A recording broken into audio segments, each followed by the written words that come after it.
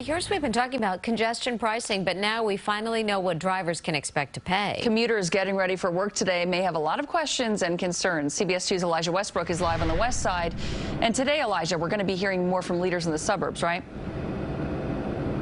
That's right, Alice and Mary. I can tell you that a group of Long Island legislators and residents plan to come together to voice their concerns about this congestion pricing initiative, one that they're calling an attack on the suburbs. Now, all of this comes after some New Jersey lawmakers introduced legislation that would encourage residents there to stay and work in that state and not here in New York City.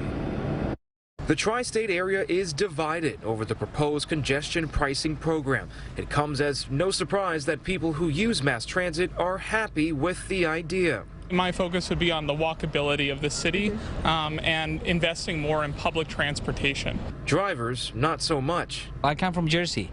I already pay my toll to come into the city. I think it's terrible, but hey, what can you do? They're going to tax us to death, right?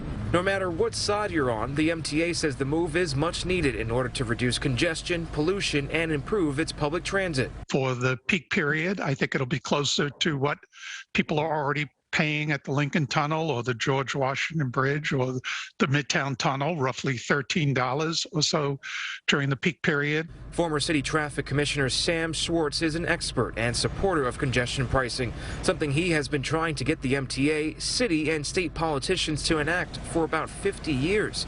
He says the MTA's new report suggesting a fee of as much as $23 during rush hour to enter the central business district below 60th Street is just the jumping off point.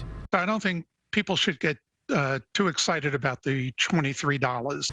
Schwartz, who talks regularly with MTA officials, says he expects that members of the Traffic Mobility Panel, who will set the tolls and have been offered 7 different scenarios in the report, will give drivers a credit for the tolls they pay to use the 4 bridges that flow into the central business district, the Holland and Lincoln tunnels, plus the Queens Midtown Tunnel and the Brooklyn Battery Tunnel. He believes this most likely means New Jersey drivers who use the tunnels would probably not pay anything extra, which would certainly please New Jersey politicians.